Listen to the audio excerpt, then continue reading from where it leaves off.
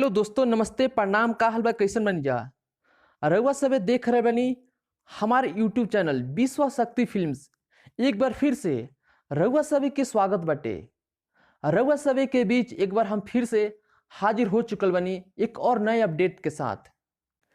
Update का बा, कैसन बा, ये बतावे से पहले रउआ सब के हम बता देवल चाहतनी।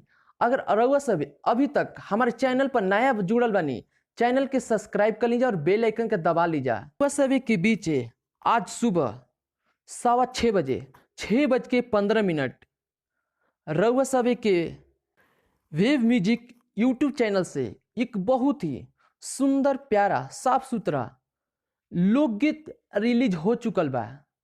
अगर और रउआ सभे ई गाना के सुनल चाहतनी और देखल चाहतनी तो वेव म्यूजिक यूट्यूब चैनल पर जाई जा और गाना के भरपूर आनंद दीजा।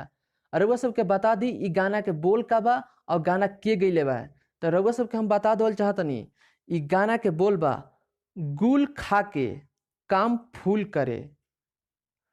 एकरा के गईले बड़े भोजपुरी के सुपरस्टार, रउआ सबके चहेता गायक और अभिनेता प्रमोद प्रेमी यादव जी, जेकरा के गीत के लिखले बड़े अपने कलम के सुंदर सुंदर स्याहियों से कृष्णा बेदर्दी जी, और म्यूजिक के सजेले बड़े आर्यन शर्मा जी।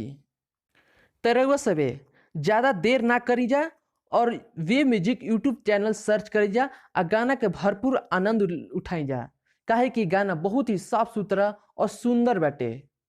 एक और खबर रउआ सबके बता देवल चाहतनी, जौन की सावन के गीत से रहे मेहरारू चाहे सुंदर, जो कि बहुत ही कम समय में 1 लाख से ऊपर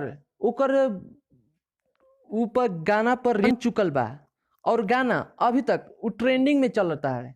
अगर रउआ सब वो गाना कभी नहीं जा सुन ले, अगर सुनल चाहत नहीं जा तो जाई जा मेहरारू चाहे सुंदर वो गाना के सर्च करी जा, गाना के भरपूर आनंद उठाई जा, काहे कि वो गाना बहुत ही साफ सुथरा और सुंदर रहे, सावन के गीत से रहे।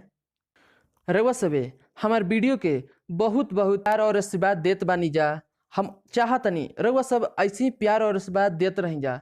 रउआ सब के हम दिल से बहुत बहुत धन्यवाद देवल चाहतनी और ऐसे ही अपन प्यार और दुलार देते रही जा, ताकि आवे वाला वीडियो रउआ सब के बहुत ही सुंदर सुंदर देखे के मिली। तो रउआ सब से हम लेतनी विदा, मिलत जा अगला वीडियो में। तब तक खातिर हर हर महादेव, जय हो भोजपुरिया समाज।